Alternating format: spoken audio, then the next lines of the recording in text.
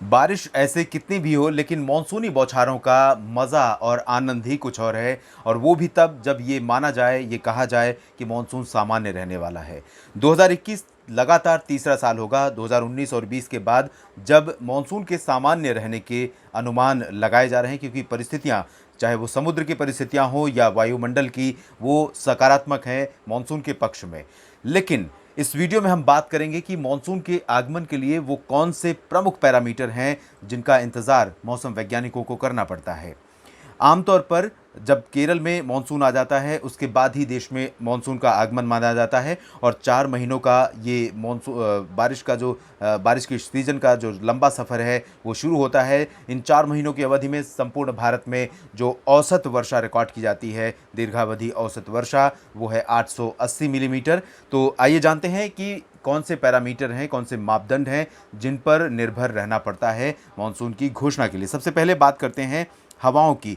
हवाएं एक प्रमुख पैरामीटर हैं जिन पर निर्भर रहना पड़ता है। हवाओं के बारे में ऐसी कौन सी स्थितियां हैं, आइए ये जानते हैं। 600 एचपीए 600 हेक्टा पास्कल हाइट पर, ज़मीन से लेकर लगभग 4200 मीटर की ऊंचाई पर हवाओं की दिशा 10 डिग्री उत्तरी अक्षांश से लेकर ये जो लोकेशन है यहाँ पर, और साथ ही 55 डिग्री से 80 डिग्री पूर्वी देशांतर के बीच में हवाओं की जो दिशा है वो लगातार वेस्टर्ली होनी चाहिए। और इन हवाओं में हवाओं की जो इंटेंसिटी है, डेप्थ है, वो काफ़ी ज़्यादा होनी चाहिए। तो ये स्थिति एक रही जो बारिश के लिए, मानसून के आगमन की घोषणा के लिए केरल में प्रमुख पैरामीटर है। इसके बाद बात करते हैं आउटगोइंग लॉन्ग वेव रेडिएशन की। आउटगोइंग लॉन्ग वेव रेडिएशन के बारे में आप जानते होंगे। अगर आप नहीं जानते तो आपको सबसे पहले बताते हैं कि आउटगोइंग लॉन्ग वेव रेडिएशन है क्या।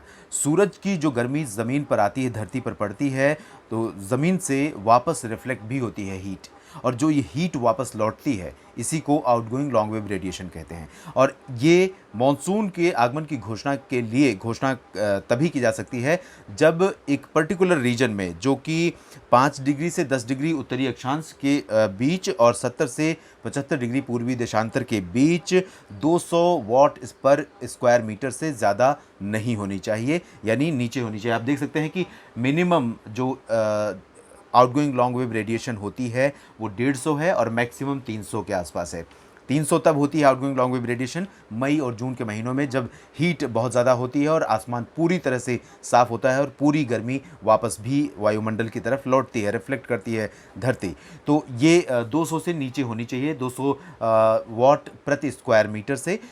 हीट ये ऐसा क्यों होता है, ये क्यों मायने रखता है मानसून के आगमन की घोषणा के लिए, आपको ये भी बताते हैं कि आमतौर पर ये जो गर्मी है, जैसे आप अंदाज़ा लगाइए कि मई और जून का महीना है जिस समय गर्मी बहुत ज़्यादा पड़ रही है और 300 वाट प्रति square metre outgoing long wave radiation वापस जा रही है, तो अचानक ऐसा क्या होता है कि ये घटकर 200 या 200 से नीचे आ जाती है। इसके रास्ते में बाधा कौन बनता है? धरती से वायुमंडल के बीच में ऐसी कौन सी बाधा आ जाती है जो इस हीट को ट्रैप कर लेती है, रोक लेती है, और रेडिएशन वापस लौटने की जो रेडिएशन की कैपेसिटी वो कम हो जाती है, 200 वाट से नीचे पहुंच जाती है प्रति स्क्वायर मीटर।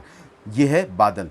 जब थिक क्लाउडिंग होती है और वायुमंडल और पृथ्वी के बीच में, तो ये क्लाउडिंग जो है वापस लौटती गर्मी को, रेडिएशन को, आउटगोइंग लॉन्ग वेव रेडिएशन को रोक लेती है, ट्रैप कर लेती है। तो इस वजह से ये मान लिया जाता है कि पर्टिकुलर रीजन में, जिस रीजन की मैंने बात की 5 से 10 डिग्री उत्तरी अक्षांश और 70 से 75 डिग्री पूर्वी देशांतर पर, यहाँ पर, जो कि केरल और इसके आसपास के इलाकों का क्षेत्र है, यहाँ पर जो आउटगोइंग लॉन्ग वेव रेडिएशन है वो कम हो गई है क्योंकि थिक क्लाउड आ गए हैं, ये मान लिया जाता है। तो इसलिए ये महत्वपूर्ण है। और तीसरा पैरामीटर है जो काफ़ी महत्वपूर्ण है, वो है बारिश का। बारिश 14 निश्चित लोकेशंस हैं केरल के और लक्षद्वीप तथा कर्नाटक का। एक है मंगलुरु और लक्षद्वीप का अमिनी दीवी, और केरल अमिनी दीवी के साथ साथ एक स्टेशन और है, और इसके अलावा केरल के 11 लोकेशन हैं जहाँ पर बारिश लगातार 2 दिन, 10 मई के बाद ये स्थितियां बननी चाहिए। 10 मई के बाद जब लगातार 2 दिन बारिश होती है और बाकी जो दोनों कंडीशंस हैं वो पूरी होती हैं, और बारिश जो केरल में होती है, केरल के जो लोकेशंस हैं उसमें त्रिवेंद्रम, पुनालूर, कोलम, कोची, थ्रिसूर के अलावा और भी कई स्थान शामिल हैं, जिसमें कुल 11 स्टेशन हैं। तो इन 14 स्टेशनों पर, केरल के 11 और 2 लक्षद्वीप के, कर्नाटक का एक मंगलुरु, इन 14 लोकेशंस पर लगातार 2 दिन इन 14 14 लोकेशंस की 60% क्षेत्रफल में 2.5 मिलीमीटर या उससे ज़्यादा की बारिश रिकॉर्ड की जाए।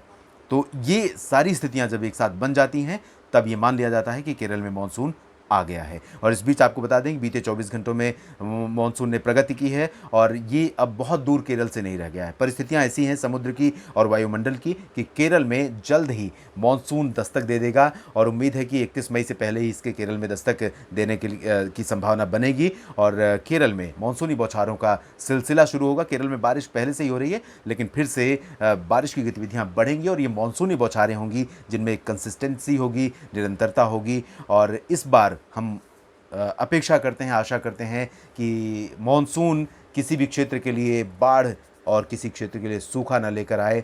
अनुमान सामान्य मानसून का है तो सामान्य ही रहे, चाहे वो केरल हो या गुजरात या राजस्थान या फिर असम और बिहार, जहाँ पर बाढ़ की विभीषिका आम तौर पर आती है। उत्तर प्रदेश भी बाढ़ की विभीषिका झेलता है, साथ ही साथ कई अन्य इलाके सूखे की मार झेलते हैं। तो उम्मीद करते हैं कि 2021 का मानसून इस कोविड महामारी के बीच, इस आपदा के बीच और 2 साइक्लोन जो अभी आए हाल ही में, उनकी त्रासदी के बीच एक अच्छा मौसम होगा 4 महीनों का, जिस दौरान संपूर्ण भारत में बारिश होगी और किसान से लेकर आम आदमी तक, वनस्पतियां, पशु पक्षी सभी खुशहाल होंगे इस मानसूनी बारिश के साथ।